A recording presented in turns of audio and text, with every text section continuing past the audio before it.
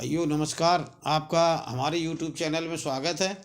आज आपको राजा परीक्षित के बारे में कहानी सुनाने जा रहे हैं। जब श्री कृष्ण भगवान अपने परम धाम के लिए गए, उसके 36 वर्षों बाद द्रौपदी युधिष्ठिर समेत सब लोग जंगल में चले गए। तो हस्तिनापुर का राजा परीक्षित को बना दिया, जो अभिमन्यु के पुत्र थे। राजा परीक्षित के एक संतान थी जिसका नाम था जन्मेजय। दो रानी थी, दो शादियाँ हुई थी। एक पहली पत्नी का नाम था मद्रावती, दूसरी पत्नी का नाम था अद्रिका। तो राजा परीक्षित बड़ा धर्मात्मा और दयालु प्रवृत्ति के राजा थे। एक बार उनके दरबार लगा हुआ था, तो उनके यहाँ एक इंसान आया, मतलब आया कलयुग। तो उसने राजा साहब से कहा, राजा साहब हमें जगह दो रहने के लिए, हम कहाँ रहें। तो राजा साहब परीक्षित बोले कि ऐसा है कि तुम सोने में रहो। तो राजा सोने को मुकुट लगाते, तो राजा के सोने के मुकुट पे वो विराजमान हो गए। तो दरबार में बैठते, तब तो मतलब फैसला सही लेते। जहाँ मुकुट ने लगाया तो फैसला मतलब कलयुग का असर हो जाता। तो एक बार वो जंगल में गए शिकार खेलने। शिकार खेलते खेलते काफ़ी मतलब दूर पहुँच गए। तो उन्हें रास्ते में प्यास लगी। तो उन्होंने देखा कहीं कुछ था नहीं, तो उन्हें बहुत दूर पर एक आश्रम दिखाई दिया। एक थे समीक ऋषि, वो अपनी वहीं तपस्या कर रहे थे।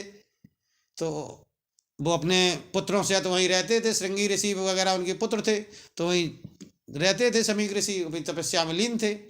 तो राजा परीक्षित धीमे धीमे वहीं घोड़े पर सवार होकर पहुंच गए, क्योंकि वो मुकुट लगाए थे तो निर्णय सही कर नहीं पाते थे। वहीं पहुंच गए। वहां जाके समीक ऋषि से बोले, हे बाबा जी हमें पानी पिलाओ। तो बाबा जी तो अपनी समाधि में थे। दोबारा फिर कहा, क्यों बाबा जी सुनते नहीं हो, हमें प्यास लगी है, पानी पिलाओ। तो बाबा जी ने फिर नहीं सुना। तीसरी बार फिर बोला कि अच्छा हमारे राज्य में तुम तपस्या कर रहे हो यार, अपना कुटी बनाए हुए हो और हमारी बात नहीं मान रहे हो। तो बाबा जी फिर कहा, पानी पिलाओ बाबा जी।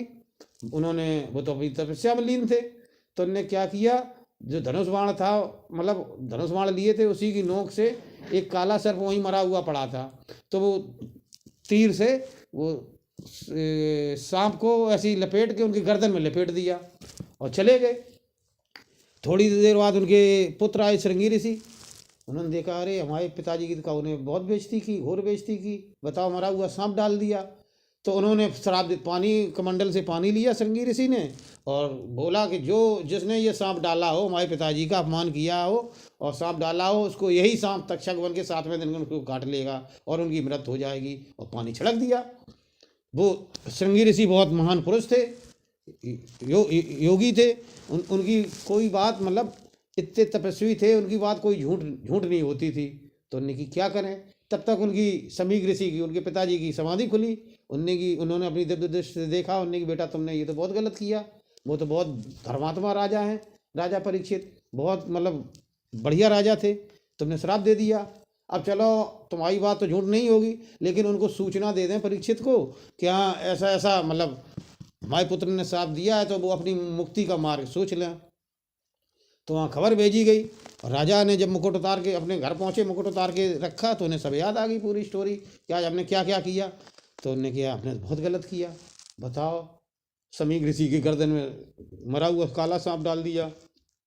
तब तक उनकी खबर आ गई राजा परीक्षित के पास कि तुमको श्रृंगी ऋषि ने श्राप दे दिया है। मतलब वो गए राजा परीक्षित अपनी माफ़ी मांगने समीक ऋषि के पास कि महाराज हमसे गलती हो गई, क्योंकि मुकुट उतार के वहाँ रख दिया था। जब उन्हें याद आया कि हम ये गलती कराए, तो अपनी माफ़ी मांगने गए समीक ऋषि के पास।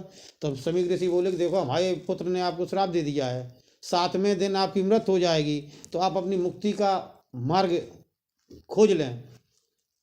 तो कोई बात नहीं, इतनी कह के वो आ गए राजा परीक्षित अपने घर पे। और कलयुग का सब असर था ही। तो ये तो राजा परीक्षित को श्राप लगा। अब इधर क्या हुआ, जब श्राप लगा तो राजा परीक्षित बड़ा चिंतित हुए कि हम क्या ऐसा उपाय करें जिससे हमको मुक्ति मिल जाए। तो उन्होंने सब विद्वानों से और सब महापुरुषों से पूछा क्या किया जाए। तो सभी लोगों ने बताया कि आप भागवत कथा का श्रवण करें, सुने, तो आपकी मुक्ति हो जाएगी। इधर क्या हुआ, एक धन्वंतरी वैद्य थे, इसी में एक कहानी और आगे बढ़ती है। एक धन्वंतरी वैद्य थे, उन्होंने सुना राजा परीक्षित को श्राप लगा है, तक्षक सांप काटेगा। अब वो वैद्य जी थे, वो उनमें ये वरदान था, वो चाहे जितना जहरीला सांप काट ले, अगर वो अपनी निगाह से देख लें, उसका जहर निर्विष हो जाता था, यानी जहर चढ़ता ही नहीं था। ये धन्वंतरी को ये वरदान था। तो धन्वंतरी चल दिए कि देख राजा परीक्षित को सांप काटेगा, हम उनको देखेंगे, हम उनको जिंदा करेंगे। तो भगवान ने सोचा ये तो श्रृंगी ऋषि का श्राप ही गलत हो जाएगा। तो धन्वंतरी जी चल दिए, तक्षक भी चल दिया।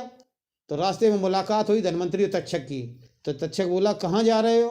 बोले हम तो जा रहे हैं राजा परीक्षित को ठीक करने के लिए। फिर राजा परीक्षित को आप ठीक कर देंगे? कि हाँ कर देंगे। तो उन्होंने कहा अच्छा ऐसा करो, हमारी आपकी प्रतियोगिता हो जाए। उन्होंने क्या, तो एक देखो ये हरा पीपल का एक पेड़ खड़ा है, हम इसकी जड़ से दांत को काटते हैं और तुम इसको फिर हरा कर देना। तो उन्होंने कहा ठीक है। तो तक्षक ने क्या किया, वो पीपल के वृक्ष की जड़ को अपने दांतों से काटा। तो उनमें तक्षक में इतना जहर था तो वो एक मिनट में पूरा पेड़ सूख गया। तो राजा धन्वंतरी ने देखा कि अरे ये तो बहुत जहर है इसमें। तो उनने भरने का मंत्र पढ़ा, पेड़ फिर ज्यों का त्यों हरा हो गया पीपल का। तो तक्षक ने कहा ये तो अरे श्रृंगी ऋषि का श्राप ही झूठा हो जाएगा। तो उन्हें क्या करें? तो तक्षक ने कपट किया थोड़ा, रास्ते में छड़ी बन के, मतलब छड़ी टाइप की बन के रास्ते में लेट गए। तो धन्वंतरी निकले, उन्होंने कि यार, धन्वंतरी अपने शिष्यों के साथ वहाँ से निकले, उन्होंने कि यार ये बहुत बढ़िया छड़ी है। तो चेला ने कहा कि हाँ महाराज ले लो ले लो, ये तो मिली हुई चीज़ है। तो धन्वंतरी ने वो छड़ी ले ली और छड़ी लेके अपनी यहाँ पे कंधे में टांग ली ऐसे टाइप में। तो वो था तक्षक, तो उसने पीठ में खा लिया धन्वंतरी को। जब पीठ में खा लिया तो धन्वंतरी अपनी निगाह से पीछे पीठ को देख तो सकते नहीं है, तो धन्वंतरी की मौत हो गई। तो वही फिर जल प्रवाह किया गया, उनका शव बंगाल की तरफ बहता हुआ गया समुद्र में। तो इसीलिए वहाँ पे समुद्र में भी अभी मतलब ये है सब वैदगी का काम और ये सब जादू मंत्र वाला सब कलकत्ता साइड में है। तो तक्षक ने काट लिया। अब इधर धन्वंतरी ने, इधर राजा परीक्षित ने भागवत कथा सुनने का संकल्प लिया। तो उनको फिर कथा सुनाई गई। 7वें दिन क्या हुआ, वो एक कांच के शीशा में महल टाइप में बनवा के उसमें अंदर कथा सुने कि ऐसा करें कि हमको सांप कहाँ से घुसेगा नहीं जब जगह ही नहीं मिलेगी। तो कथा सुनते रहे, वेद व्यास ने उनको कथा सुनाई। तो व्यास जी महाराज ने कथा उनको 7वें दिन सुनाई। और 7वां दिन हुआ तो राजा बहुत परीक्षित खुश हुए कि हाँ हमको सांप ने नहीं काटा। तो एक सबने फूल माला चढ़ाई। तो फूल माला में बिल्कुल जरा से पंखुड़ी में वो तक्षक नाग बैठ गया। जैसे उनके गले में डाली तो तुरंत खा लिया परीक्षित को। जब परीक्षित को खा लिया 7वें दिन, लेकिन भागवत सुनने के बाद परीक्षित को ये मोह माया सब खत्म हो गया और वो उनका खुद ही मतलब मोह माया समान से सब हट गया कि कुछ नहीं है दुनिया में, भगवान के सिवा कुछ नहीं है। तो ऐसे राजा परीक्षित को श्राप लगा और फिर भागवत सुनने से उनकी मुक्ति हुई। ये कहानी यही है। अगली वीडियो में फिर अगली कथा सुनाएंगे। तब तक धन्यवाद। बस अगर कहानी पसंद आई हो तो हमारे चैनल को सब्सक्राइब करें। अगली वीडियो में फिर मिलेंगे।